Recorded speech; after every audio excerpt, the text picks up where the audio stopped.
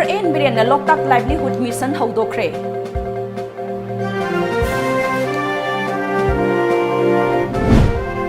Nupi angang da zathariba crime thingnanabagi pandamda nomayu oiba state level sensitization program pangthokre. Amadi maifu sabagi sinphamna imung pubata natana mioi kaya ama thabak piri. Kurumzari adom ni yangbiriba sa Times of Manipur News ni Hauzik Pau sandok na pizari. District Administration Bisnupur na sinduna ngasi Loktak Livelihood Mission ningthawkhong amadi tawul da Chief Minister N. Biren na haudokre. Thawram aduda wangang na dun na Chief Minister na mamangda palamba lengak sina lamdam asta water body kaya layrabasu nga marang kaina puthok na naba khongthang amata lawkhat lamde aduna Hauzik pali balengak asina naha oiba singi semitun phagatna naba amadi nga marang kaina puthokpa ngang marang kaina puthokpa ngasigi asigumba khudong chaba asi lawkhalapani haina haiki सरकार से मयाम की सरकार ने मयाम न सी पामे है मरम साहब ने कोई ना तो बने मरम साहब तो फिर बना है बन ब्लॉकेज सीमा तो रुसुक तो रुक के बोके बन ब्लॉकेज सीमा मशीन रुसुक तो रुक के machine Nupi singi mayokta satharakba miyot minay kaya thingnanab hotnabada Manipur Police Department amadi Manipur State Commission for Women gi thaudang haiba hiramda nomay oiba police sensitization program ama ngasi ahanba Manipur Rifles ki banquet hall da pangthokre. Ngasi ahanba Manipur Rifles ki banquet hall da pangthokhiba nomagi oiba state level sensitization program aduda Manipur Human Rights Commission gi chairperson in charge Khaidem Manina Kunai asida lairiba nupising na mayok nariba awaba amadi nupising mayokta chatharakba crime kaya asi thingnaba honabada Manipur State Commission for Women amadi Police Department na punna thabak tominabagi tangai fadablai haiki Manipur State Commission for Women asi yamaru iba port amana marandi crime against women domestic violence against women asi maya mama thorak pase Masina, tawagi budi puna makasi check tawagdo ribisi state government ni. Nupi singi awat apa yang sina ba nupi khati ko iba commission sina yam seng na. Lejaraga di nupi singi right mang bagi matang da moina laurak pa kongak pa nupi singi matang da women commission na wasdok moina. Tabuk tawagi mataw si tarak pa. Thoram adu wangang aduna Manipur State Commission for Women gi chairperson Dr. K. Sobitana nupi singi yaifa thorangi damak amadi nupi singbu aran balambi da chatpadagi kanna bagi damak Manipur Police amadi mari leinaba department singa itat tatna bhab tamina bagi thoram ke asi pangthokpagi tangai fadablai haiki Nipiya se mami khangri imani itani iteni adubo samaj sina orapuri matuina nipi sing sida angak harassment ama piwa sida kai pho thum thu boya bage haiba se women commission na yamna wana awa kaya se mai garkanda ai khun taw bi taw ba thaba asidi taseng na haibada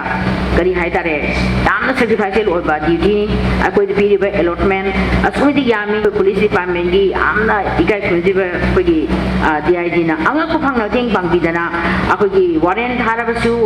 adigi chamon tawbasu lakto kan singse yam tumduna akoi dai unide nupi singi yaifana bagi damak commission asina makhata na thabak kaya ama paikhalakigani madudasu state police amadi miyam support tobiu haiki Ningtham thagi matamda sizinadaba yadraba pochak ama oiriba maifu sabagi sinphamda Kong Tangjinduna Masagi Sentok Lambi Oibigi Matakta Mioi Kayasu Tabak Piriba Akoizam Ingocha Amadi Mahaka Loina Natumbi Anina Handaki Ningtamta Asida Maipu Lising Kun Saduna Yonaba Pandam Tamhori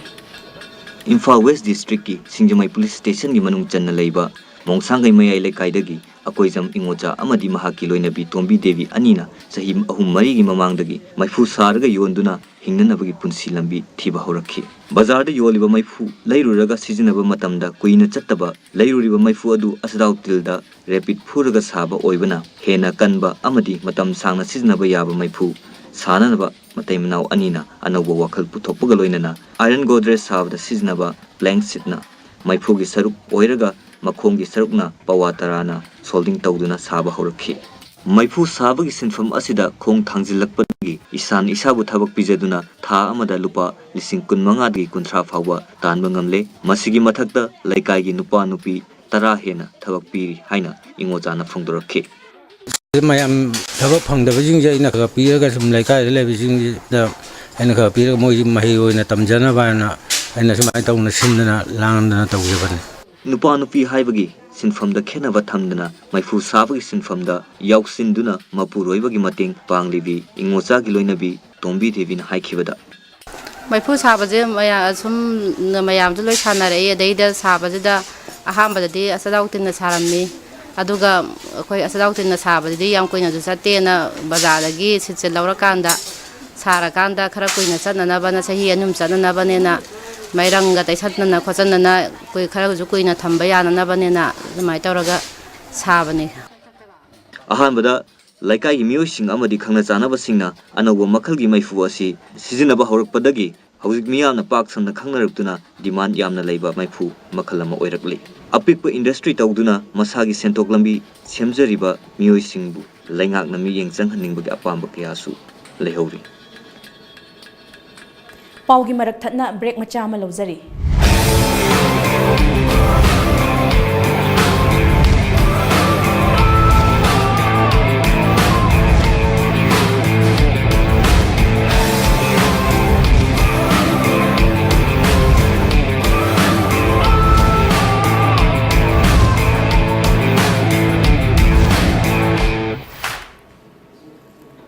break ki matung da among hana taram oksari Supreme Court ki matung ina bombola thaba mapung oina di thingloi adubu bombola bu yonbagi matam oina yengsingani haikhre Supreme Court ki order ki makhada harau kumhai matamda karamba matam phawba bombola thaba yagani haina akupa warol pikhre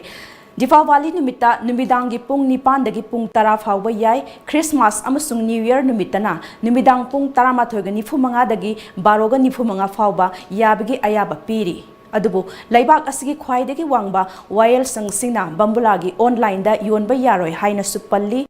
Supreme Court na makata na hairiba warising asi Diwali nimitadang natana sathagadaba natte adubu atopa kumhai sing da suni hairi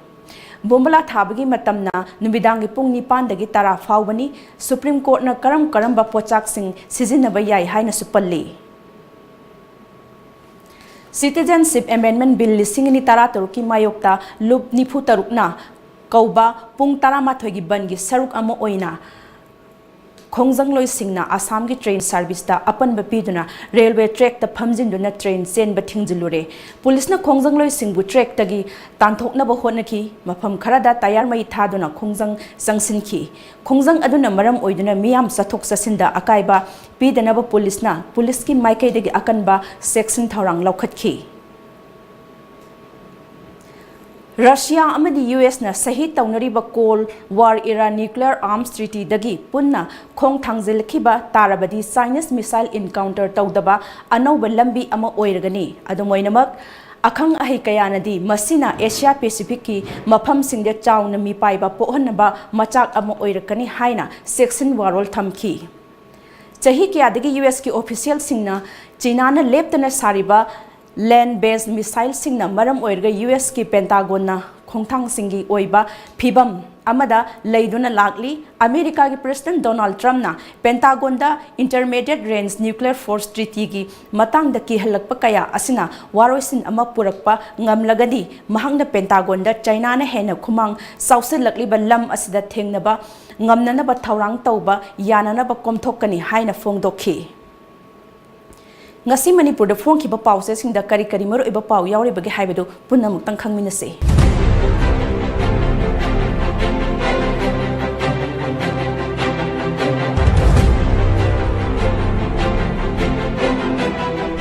Sangai Express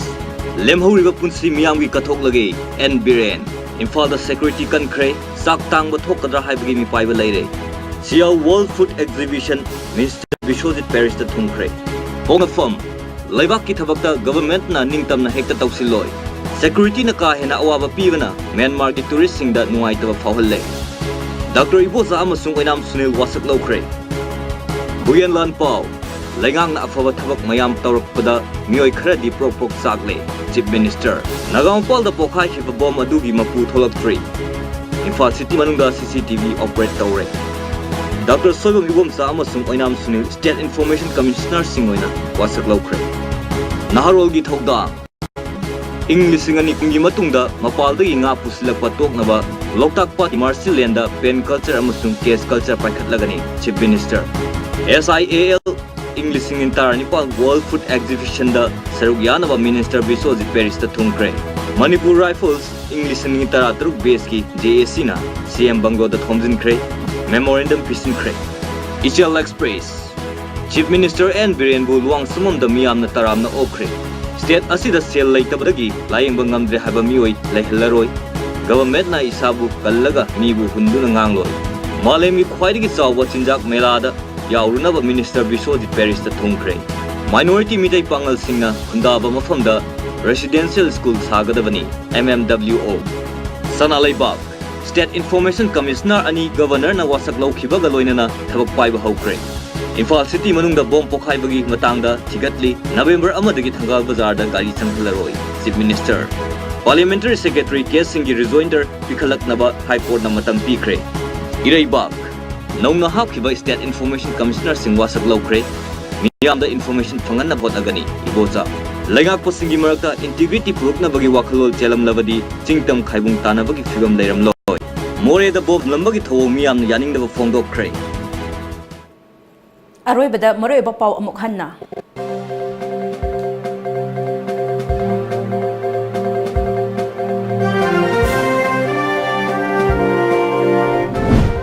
Nupi angang da sathari ba crime thingna bagi pandamda nomigi oiba state level sensitization program pangthokre. Amadi maipu sabagi sinphamna imung pubata natana mioi kaya ama thabak piri. Ngasigidi Manipuri pau matang sa loisinjare mayam ba amuhan khurumjare.